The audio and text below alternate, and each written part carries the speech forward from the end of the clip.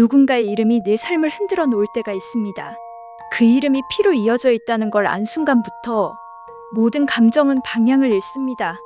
고성이는 바로 그 지점에 서 있었어요. 그 아이가 살아 있었다고요? 그 한 문장이 공기 속에서 길게 울렸습니다. 그녀는 마치 시간을 통째로 거슬러 오르는 기분이었죠. 지워진 이름이 다시 돌아왔고 묻어둔 죄가 자신을 향해 걸어오고 있었습니다.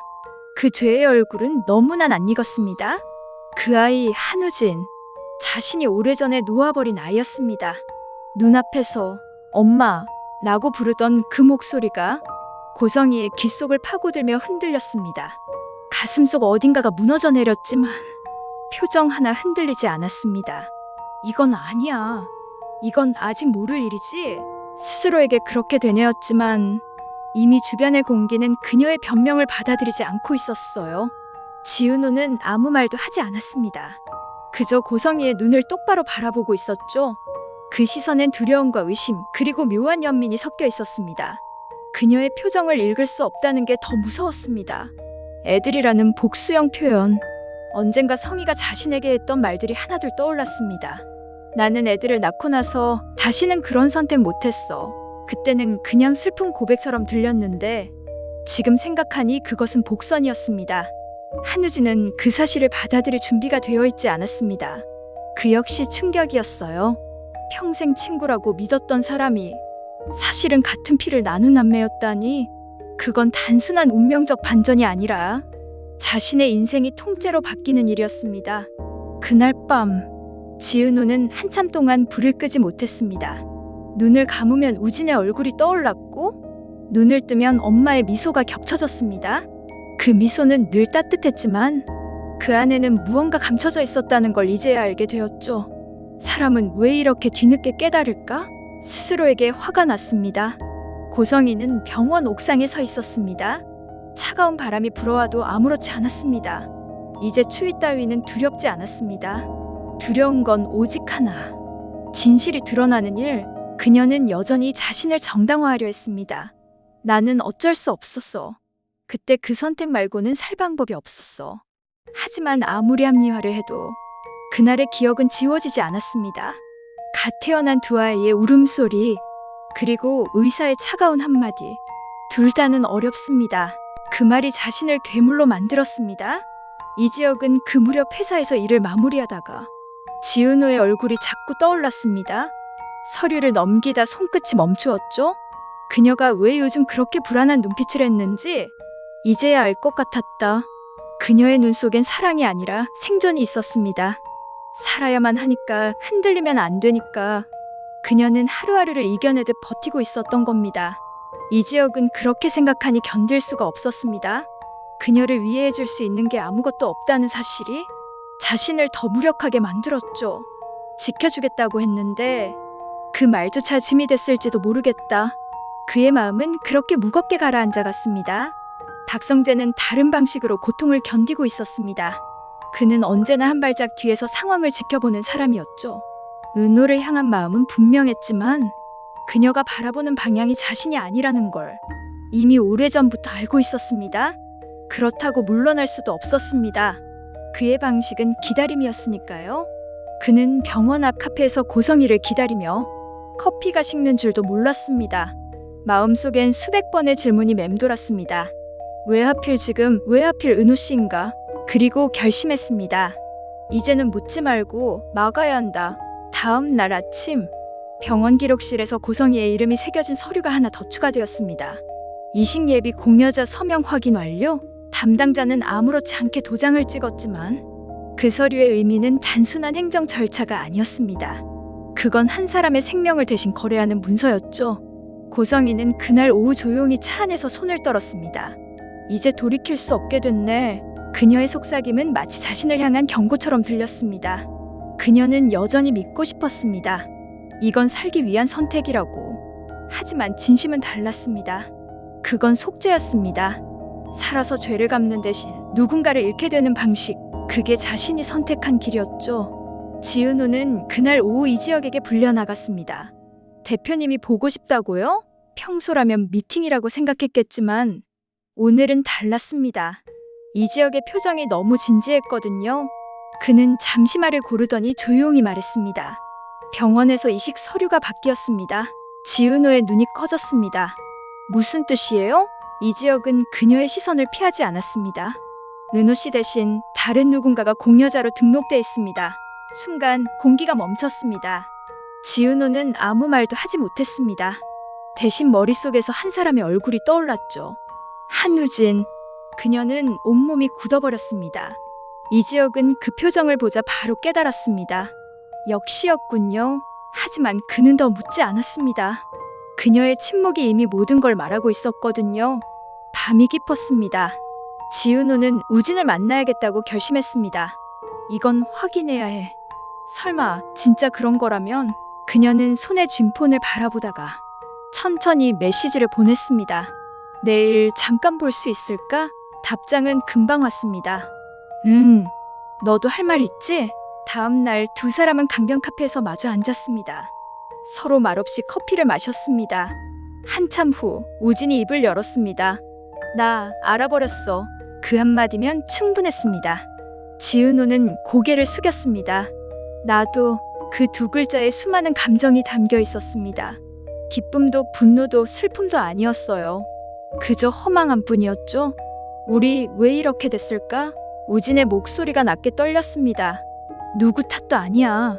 지은호의 대답은 담담했습니다. 하지만 엄마는 용서받을 수 없을 거야. 이때 병원 이식센터에서는 또 다른 움직임이 있었습니다. 고성이는 일정 앞당김을 요청했고 의료진은 절차를 준비하고 있었죠. 하지만 그녀의 눈빛은 예전과 달랐습니다. 어디선가 무너질 걸 알고 있는 사람의 눈이었습니다. 이제 내가 사라지면 모두가 편해질 거야. 그녀는 그렇게 믿으려 했습니다. 이지혁은 그 사실을 알아챘습니다. 그는 병원 관계자에게 직접 확인 전화를 걸었죠. 환자 고성희 씨, 이식 날짜가 바뀌었다고요? 네, 이번 주 토요일 오전입니다. 그는 한 손으로 전화를 끊으며 즉시 병원으로 향했습니다. 이번엔 박성재도 함께였습니다. 둘 다 목적은 같았죠. 누구도 또다시 희생돼서는 안 된다. 병원 로비. 세 사람이 동시에 마주쳤습니다. 고성희, 지은노, 이지혁. 잠시 뒤 박성재도 도착했습니다. 공기는 무겁고 말 한마디조차 칼날처럼 느껴졌습니다. 고성희가 먼저 입을 열었습니다. 나를 미워해도 좋아. 하지만 나를 막지는 마. 그 말에 지은호가 천천히 고개를 들었습니다. 그건 엄마를 위한 길이지 나를 위한 길이 아니에요. 이지혁은 아무 말 없이 그 둘을 지켜봤습니다. 그 순간 서로의 감정이 교차했습니다.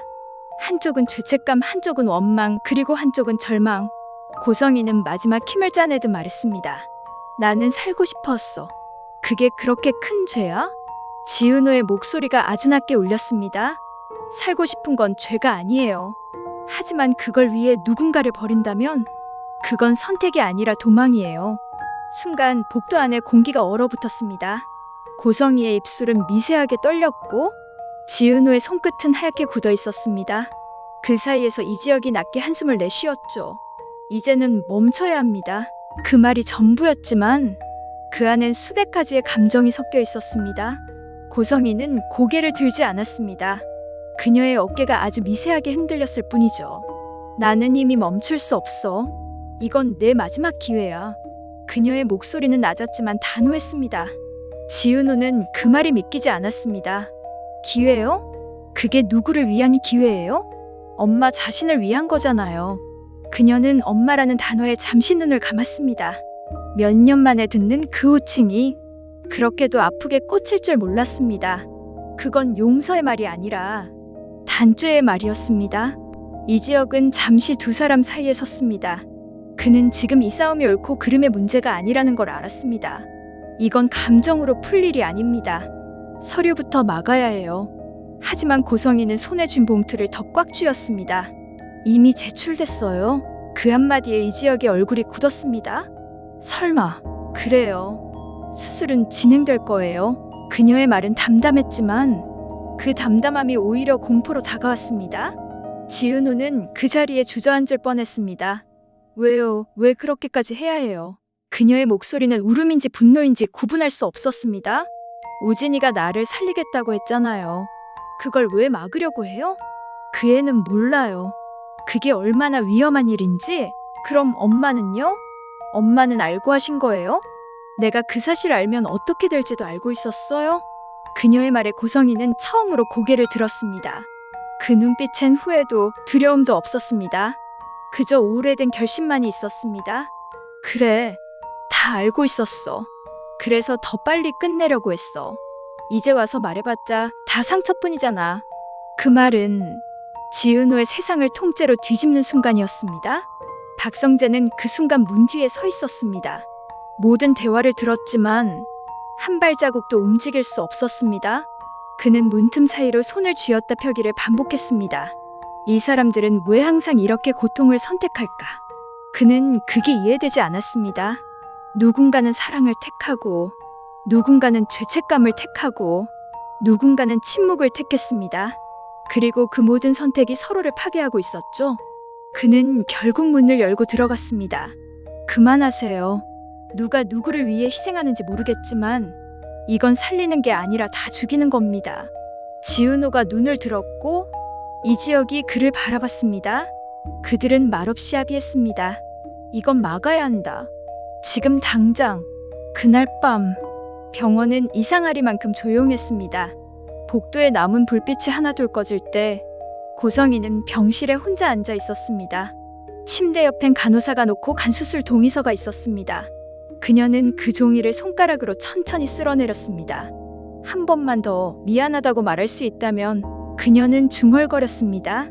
하지만 누구도 듣지 못했습니다. 눈을 감자 오래전의 장면이 떠올랐습니다. 아주 어렸던 두 아이. 하나는 울고 하나는 웃던 날. 그녀는 그날의 냄새까지 기억났습니다. 병원의 살균제 냄새, 젖은 이불의 냄새, 그리고 자신의 손에 닿았던 작은 손의 온기.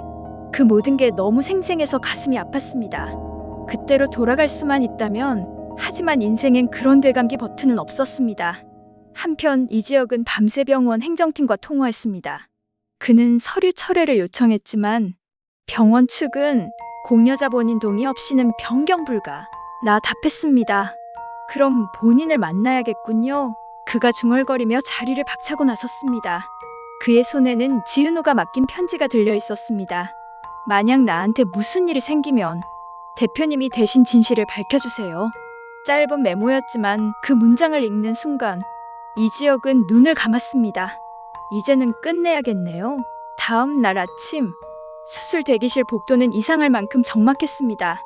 의료진은 준비를 마쳤고 우진의 이름이 호명되었습니다. 그는 담담히 웃으며 말했죠. 괜찮아요. 이게 내 선택이에요. 그 말이 너무 평온해서 오히려 슬펐습니다. 하지만 바로 그때 복도 끝에서 문이 벌컥 열렸습니다. 이지혁과 박성재 그리고 지은호가 동시에 뛰어들어왔습니다. 이식 중단하세요. 의사들이 놀라서 멈췄고 순간 모두가 고개를 돌렸습니다. 지은호가 울먹이며 소리쳤죠. 이건 사랑이 아니에요. 이건 벌이에요. 그 목소리에 복도 전체가 정지한 듯했습니다. 고성이는 침대 옆에 앉아 있었습니다. 그녀는 천천히 자리에서 일어섰습니다. 이제 다 알게 됐구나. 그녀의 목소리는 오히려 평온했습니다. 그래도 고맙다. 이렇게 와줘서. 지은호의 눈에서 눈물이 터져 나왔습니다. 엄마, 그만해요. 이제 그만 용서받으려 하지 말아요. 고성이는 미소를 지었습니다. 그래, 그게 내 말이 맞다. 그리고 천천히 수술복을 벗었습니다. 오늘은 나도 나를 그만 용서하려고. 수술은 결국 취소되었습니다. 우진은 자신이 공여자였다는 사실이 공식적으로 드러났고 그날 이후 그의 이름은 모든 의료 기록에서 삭제되었습니다. 지은호는 병원 옥상에 올라 하늘을 바라봤습니다. 결국 아무도 구하지 못했네. 그녀는 낮게 웃었지만 그 웃음엔 눈물이 섞여 있었습니다. 이지혁이 뒤에서 다가와 말했습니다. 구한 건 자신이에요. 이제 그걸로 됐어요. 그녀는 고개를 돌리지 않았습니다. 그럼 대표님은요? 누굴 구하고 싶은데요? 그는 대답하지 않았습니다. 대신 조용히 말했죠. 당신이 울지 않게 하는 거요. 그 짧은 대화로 모든 감정이 설명되었습니다. 그건 사랑이 아니라 서로의 상처를 닮은 사람들만이 이해할 수 있는 위로였습니다. 며칠 후 고성이는 병원에서 조용히 퇴원했습니다. 아무도 배웅하지 않았고 그녀도 아무 말 하지 않았습니다. 손에는 오래된 흑백 사진 한 장이 들려 있었죠. 두 아이가 나란히 누워있는 신생아실 사진. 그녀는 천천히 미소를 지었습니다. 내가 이 사진 하나는 남겼네. 그리고 가만히 접어서 주머니에 넣었습니다. 그녀의 발걸음은 아주 천천히, 마치 세상과 작별하는 속도로 움직였습니다. 지은호는 여전히 혼란스러웠습니다. 진실을 알았지만 그 진실이 주는 고통은 예상보다 더 깊었죠. 피는 지워지지 않는다? 그녀는 스스로에게 말했습니다. 하지만 피가 전부는 아니잖아요. 사람은 결국 마음으로 이어지는 거니까. 그녀는 그렇게 자신을 달래며 걸었습니다. 멀리서 박성재가 그녀를 바라보고 있었죠. 그는 다가가지 않았습니다. 그녀가 혼자 서 있을 수 있도록 지켜봐주는 것이 사랑이라 믿었으니까요. 그의 입가에 묘한 미소가 번졌습니다. 이제부터는 그녀가 자신을 믿게 해야겠다. 이지혁은 회사로 돌아와 책상에 앉았습니다. 모니터 속엔 여전히 프로젝트 맘대로 집에 도면이 켜져 있었습니다. 하지만 그의 눈엔 다른 그림이 그려지고 있었죠. 누군가의 삶을 새로 설계한다는 게 결국 누군가의 마음을 다시 세우는 일이라는 걸 이제야 깨달았던 겁니다. 그날 밤 한 통의 메시지가 도착했습니다. 보낸 사람 고성희. 내용은 단 한 줄이었습니다. 이제 내 몫의 벌은 끝났으니 너희는 살아라. 메시지를 본 순간 지은호는 눈을 감았습니다. 그녀의 마지막 문장이 이상하게 따뜻하게 느껴졌습니다. 그건 사죄이자 유언이었고 또 다른 시작이기도 했습니다. 21회에서 드러난 진실, 그 이후의 파장은 상상 이상입니다. 다음 화에서는 고성희의 마지막 선택과 지은호의 새로운 시작이 공개됩니다. 구독과 좋아요 놓치지 마세요.